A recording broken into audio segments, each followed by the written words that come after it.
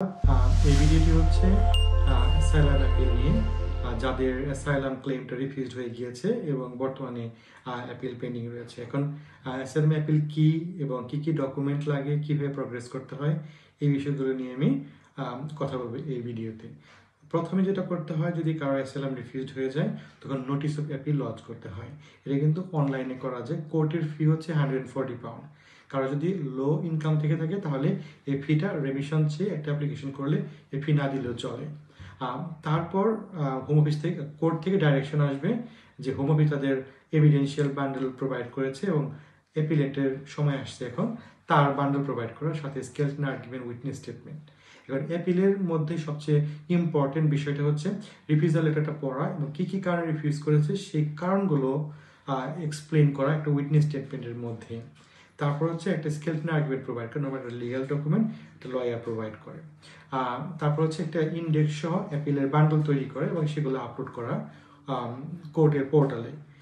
এই সব document upload হওয়ার পর যখন হোম অফিসের ডকুমেন্ট, এখন অ্যাপিলের ডকুমেন্ট সব যখন আপলোড করা হবে, তারপর কেস অফিসার কোর্ট থেকে একজন সব ডকুমেন্ট রিভিউ করে হোম অফিসকে ডাইরেকশন দিবে এন্টায়ার অ্যাপিলটা রিভিউ করে একটা রিভিউ জানানোর জন্য। এটাকে বলা হয় রেসপন্ডেন্টস রিভিউ।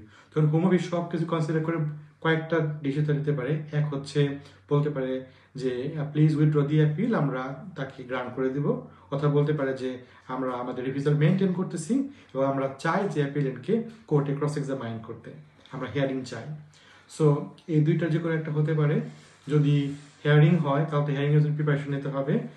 একজন অ্যাডভোকেট আপনাদের হায়ার করতে হবে হিয়ারিং করানোর জন্য যদি নিজের কনফিডেন্ট না থাকেন। আবার কিন্তু লয়ার ছাড়াও অনেকে নিজে নিজে হিয়ারিং করতে পারে যদি কেউ সব ডকুমেন্ট, স্টেটমেন্ট সব কিছু বুঝে থাকে। যদি কারো কোনো সমস্যা হয় তখনই কিন্তু লয়ারের অ্যাপ্রোচ করা উচিত এবং লয়ারের কাছ থেকে সহযোগিতা নেওয়া উচিত।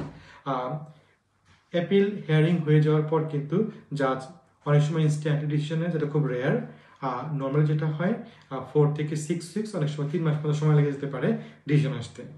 যদি অ্যাপিল অ্যালাউড হয় তাহলে 14 ডেজ টাইম দেওয়া হবে। এই 14 ডেজের মধ্যে যে কোনো পার্টি চাইলে কাউন্টার অ্যাপিল করতে পারে জাজের ডিসিশনের এগেনস্টে। যদি কোনো পার্টি অ্যাপিল না করে তখনই কিন্তু এই ডিসিশনটা বহাল থাকবে এবং তারপরে হোম অফিস সেই ডিসিশনটাকে ইমপ্লিমেন্ট করে যদি অ্যালাউ করে থাকে। যদি রিফিউজ করে থাকে তাহলে কিন্তু ফার্দার অ্যাপিল না করলে তার কন্টিনিউশন অফ কেস সেখানে শেষ হয়ে যাবে। যদি কেউ চায় যে অ্যাসাইলাম অ্যাপিল ডিসমিস হয়ে যাওয়ার পর কী করতে হবে সেটা জানতে, তাহলে আমি বলবো ফ্রেশ ক্লেম। আমরা ফ্রেশ ক্লেম নিয়ে চেষ্টা করবো একটা সেপারেট ভিডিও করার জন্য। ধন্যবাদ।